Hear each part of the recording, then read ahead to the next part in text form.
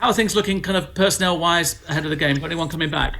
Not really anything major, I don't think. As regards people coming back, we'll see on a couple, touch and go, but I think the ones who are still missing will be missing. Longy, Brady, Robbie Brady, Barnsley. Popey's touch and go. We'll have a call on that one. He's made good progress this week. Beyond that, Dwight, he's got a knock, so we'll see on him. So not as good as we'd hoped, but we'll keep working hard with the players and see how quickly they can recover. How's the mood been over the last week, or even the last 2 weeks? Sorry, Jane Rodriguez. Jane Rodriguez. Obviously, everything's fine with his new Litland, so he'll be back in the group. So he's okay, yeah. Yeah. I'm just wondering how the mood's been over the last couple of weeks, because you've dominated 2 games, created a host of chances, and then actually come away with nothing. The mood's good. I think the attention to detail is been the bit that we missed. Just on a couple of occasions we've been punished, and that can happen in the Premier League. As you said, 2 pretty strong performances, particularly the last one against Newcastle. But you've got to turn your performances into wins. We know that. You'd always take the lucky one, but I like the idea of performing right to win, and I think we've done that for quite a long period now. I think the consistency has been good. And as I suggested, the last 2 games that we've had after the break, we've only been lapses in the game. But it just goes to show you can't have them lapses in the Premier League because, all teams are good teams and they have good players. So you've got to stay on it for the full 95 or so minutes. I just want to ask you about a couple of issues that are going on. AD Boothroyd, no longer under-21s manager. I mean, I know you go back a long way with him, so I guess immediately that's a bad thing and a sad morning. Yeah, I messaged him this morning when the news broke. Excuse me. I think it's changed, hasn't it, the under-21s? I remember when I was younger, it was just seen as purely a development team, and maybe if they did all right in the Toulon tournament, etc., etc. Then we sort of started going down this road of why we're not winning tournaments. And Adie's done a good job overall, I believe. And then the challenge you get is when you talk about winning or developing is when your best players, even at that age group, and the stronger players, when they start going up to the full squad, which is great for development, of course. Gareth made it clear he's going very much down the younger route, or it seems like he is. I don't know that for sure, but that's how it seems. And then your group gets weaker. So, it's tough. And the eyes are on the 21s, and they lose some really important players. So I do think it's tough.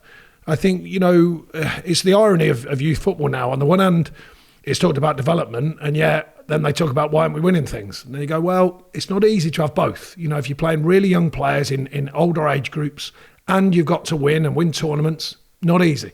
It's often the case when that group's done well, it's been the strongest group. And when they start going off into the either not available or going off into the full squad, then it weakens. So I think it's a challenge, that's for sure. Overall, I think Adie's done a good job personally.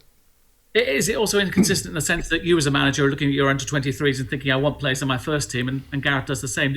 You reflected on the kind of tournament development thing. Which is more important? Well, ideally, the mixture is both, of course. We all know that. You want these young players to play in a manner that is appropriate and what they feel they can blend into the first team, if you like, the England first team, full squad.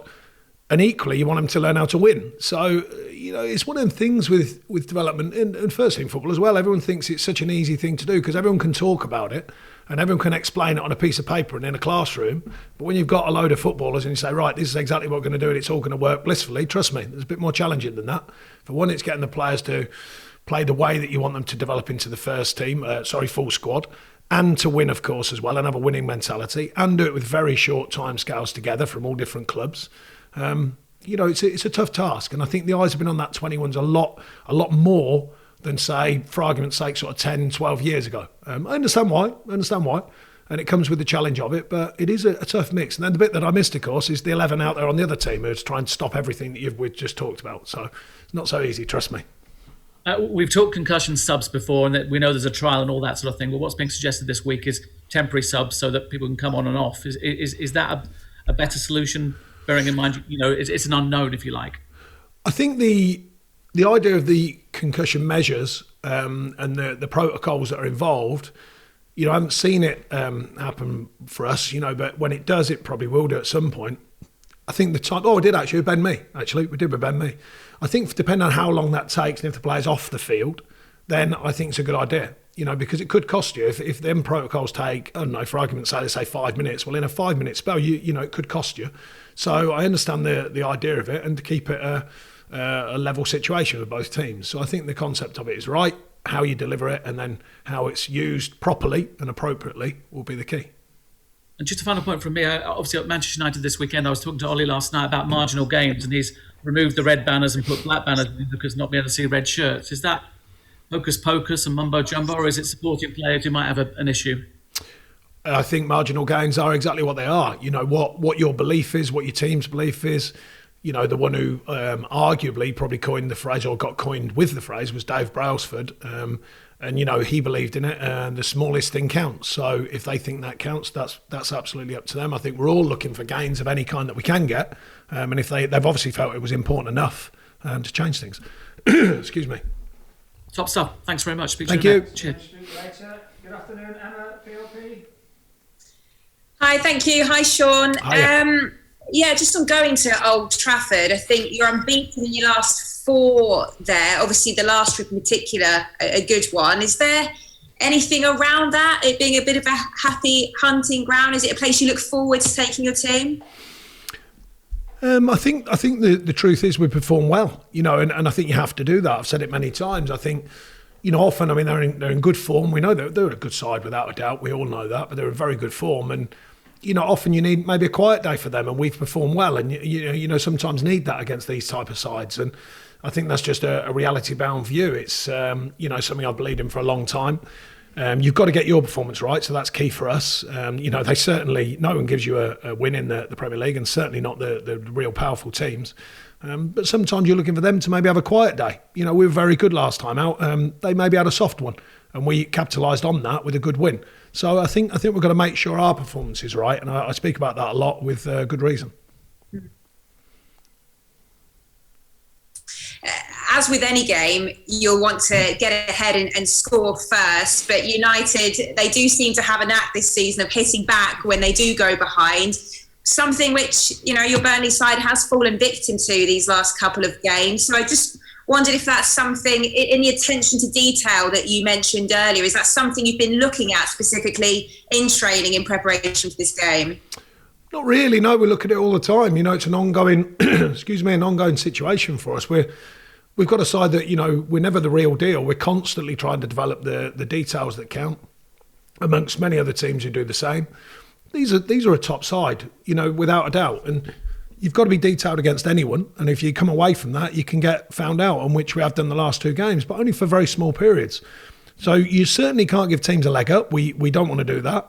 It comes down to focus, concentration, good shape, the energy of a side, and the application. So all of them things have to be in place. And of course, on top of that, to win, you've got to play well, and you've got to have the skill to play well. I believe we've got that, but delivering it against teams like Man U is not easy, because they're a very, very strong side.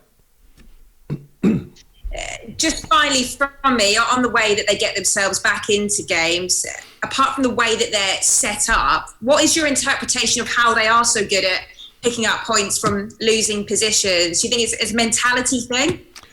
I think they've got incredibly good players. I think that's always a good start. So I think there's a fair chance when you've got that set of players that you've got a chance of coming back into a game, and you've got a chance of winning it. Hello Clarets fans, Phil Bird here. Make sure you subscribe to Burnley's official YouTube channel and turn on notifications, otherwise you might miss moments like this. Oh, what a goal! And Wood was there to finish it! You're spitting Glenn Little, look at us. We hope you enjoyed the video, and we look forward to seeing you at the next one. Up the Clarets.